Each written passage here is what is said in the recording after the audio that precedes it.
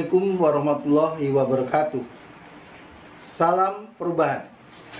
Selamat berjumpa dengan saya, Dr. Haryanto MPD, Widaiswara, Ahli Utama BPSDM Provinsi DKI Jakarta. Apa kabar Bapak Ibu? Semoga tetap sehat dan selalu dalam lindungan Allah Subhanahu wa Ta'ala. Bapak Ibu yang saya hormati, dalam kesempatan ini saya akan menyampaikan materi anti korupsi, khususnya tentang pengertian, bentuk-bentuk, penyebab, dan dampak korupsi.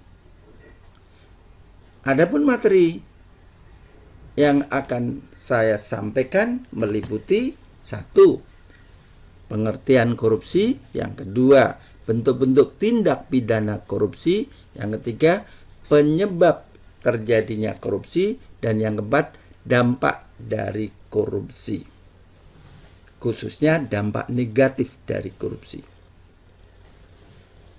Bapak Ibu yang saya hormati, bila kita mendengar kata korupsi, apa yang ada di benak hati kita? Kesalkah? Marahkah? Bencikah? Mudah-mudahan itu yang ada di benak hati Bapak dan Ibu semuanya. Lalu, apa itu korupsi? Secara harfiah, korupsi dari bahasa Latin yaitu corruptio atau corruptus. Dalam bahasa Inggris, corruption, dan dalam bahasa Belanda, corruptie. Dalam bahasa Sanskerta yang tercantum dalam naskah kuno buku Negara Kertagama, dikatakan korupsi adalah korup, yang berarti menunjukkan perbuatan yang rusak, busuk, bejat, tidak jujur, yang disangkut pautkan dengan keuangan. Ada banyak pengertian tentang korupsi. Salah satunya yang dikemukakan masyarakat bahwa korupsi sebagai penggelapan uang milik negara atau milik kantor dan menerima suap dalam hubungannya dengan jabatan atau pekerjaan. Dan dalam Kamus Bahasa Indonesia disebutkan pengertian korupsi menurut Robert Kilgard adalah sebagai berikut. Selanjutnya, pengertian korupsi secara yuridis yang tercantum dalam pasal 2 Undang-Undang 31 tahun 99, Junto Undang-Undang Nomor 20 tahun 2001 tentang tindak pidana korupsi, bahwa korupsi adalah perbuatan melawan hukum dengan maksud memperkaya diri sendiri atau orang lain, perseorangan atau korporasi yang dapat merugikan keuangan atau perekonomian negara. Selanjutnya, Bank Dunia juga memberikan pengertian sebagai berikut. Dengan demikian, korupsi dapat didefinisikan bahwa korupsi adalah tindakan yang dilakukan oleh pejabat publik di mana mereka menyalahgunakan kepercayaan publik yang dikuasakan kepada mereka untuk mendapatkan keuntungan sepihak. Perbuatan dianggap korupsi adalah dilakukan secara melawan hukum untuk memperkaya diri sendiri atau orang lain. 3. Dapat merugikan keuangan atau perekonomian negara. Selanjutnya, unsur-unsur perbuatan korupsi antara lain perbuatan manusia memenuhi rumusan dalam undang-undang dan bersifat melawan hukum.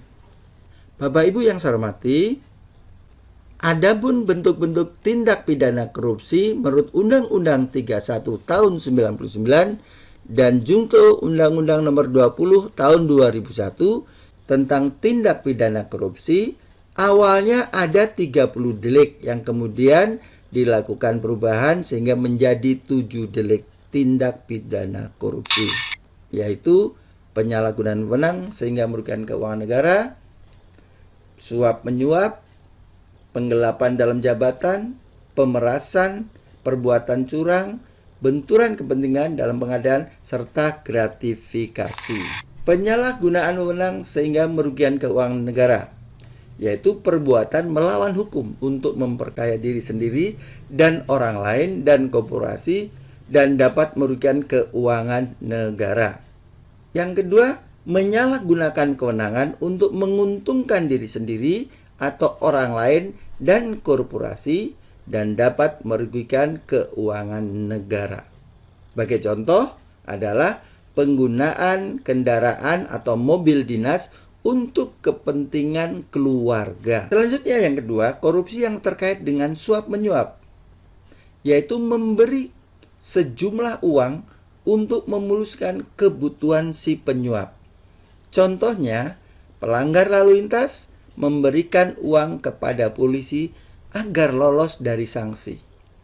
Selanjutnya, yang ketiga, korupsi yang terkait dengan penggelapan dalam jabatan, yakni menggelapkan uang atau dokumen untuk keuntungan pribadi.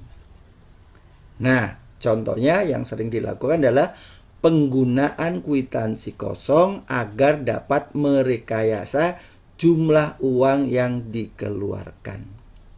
Bentuk korupsi yang keempat adalah pemerasan, yakni memaksa orang lain melakukan sesuatu untuk keuntungan pribadi.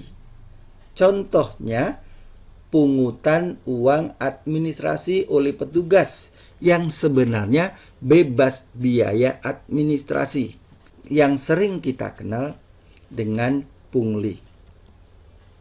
Bentuk korupsi berikutnya yaitu perbuatan curang, yakni bahwa segala bentuk kecurangan itu termasuk korupsi. Contohnya, pemborong melakukan kecurangan dengan melibatkan tukang atau pihak toko bangunan. Bentuk korupsi yang keenam adalah benturan kepentingan dalam pengadaan, atau yang sering kita kenal dengan conflict of interest, yakni seorang pejabat yang dihadapkan pada peluang untuk menguntungkan diri sendiri, keluarga, atau kroni-kroninya. Contohnya, PNS atau penyelenggara negara mengikut sertakan usahanya atau usaha keluarganya atau usaha kroni-kroninya dalam tender yang diurusnya. Selanjutnya, bentuk korupsi yang ketujuh yaitu gratifikasi. Bentuk korupsi yang ketujuh yaitu gratifikasi, yakni pemberian hadiah dalam bentuk apapun dengan maksud tertentu. Contoh gratifikasi adalah misalnya pemberian tiket perjalanan, paket liburan, parsel hari raya, dan sebagainya. Terkait gratifikasi ditegaskan dalam Undang-Undang Tipikor, setiap gratifikasi kepada pegawai negeri atau penyelenggara negara dianggap pemberian suap apabila berhubungan dengan jabatannya dan yang berlawanan dengan kewajiban atau tugasnya.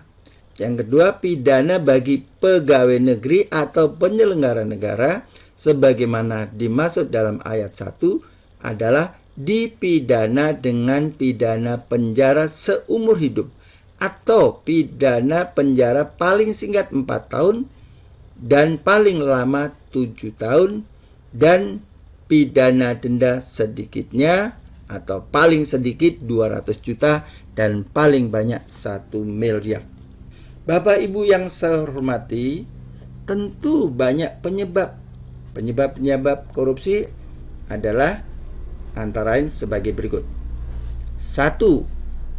Dari aspek individu, 2. Aspek organisasi, 3. Dari aspek masyarakat, yang keempat dari aspek peraturan perundangan. Nah, dari aspek individu pelaku korupsi ada beberapa sebab, antara lain. Dan dari aspek organisasi ada beberapa penyebab, di antaranya. Dan dari aspek tempat individu dan organisasi berada, ada beberapa penyebab. Di antaranya sebagai berikut. Dan dari aspek peraturan perundangan, penyebab tindak pidana korupsi antara lain. Ya. Nah, penyebab korupsi dapat juga dikategorikan dalam 3 kelompok, yaitu karena terpaksa, yang kedua memaksa, dan yang ketiga dipaksa. Bapak Ibu yang saya hormati, Selanjutnya saya jelaskan terkait dengan dampak korupsi. Dampak korupsi antara lain, satu, ketidakefisien dan ketidakadilan. Yang kedua, merusak legitimasi negara. Yang ketiga, meruntuhkan kewibawaan negara dan pemerintah. Dan yang keempat, high cost ekonomi. Ya, ekonomi biaya tinggi. Contohnya adalah harga produk menjadi naik atau mahal. Dan yang ketiga, daya saing menjadi menurun. Itulah beberapa dampak. Nah, ini contoh dampak negatif. Bapak Ibu dapat melihat beberapa contoh gambar yang menunjukkan dampak negatif dari korupsi. Luar biasa pengaruh atau dampak negatif korupsi itu. Stop korupsi sejak dini agar negara kita menjadi maju dan sejahtera. Bagaimana sikap perilaku kita terkait dengan hal tersebut? Bersikap disiplin, jujur, dan bertanggung jawab dalam melakukan apapun untuk menghindari tindak korupsi. Di samping itu, sikap kita harus semakin kritis terhadap masalah korupsi dan menambah motivasi untuk terlibat dalam gerakan anti korupsi. Jadilah pribadi yang bertanggung jawab sehingga terhindar dari korupsi.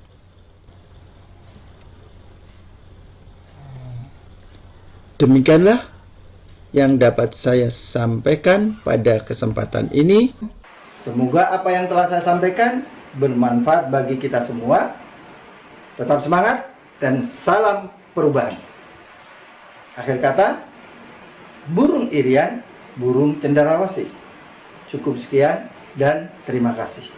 Wassalamualaikum warahmatullahi wabarakatuh.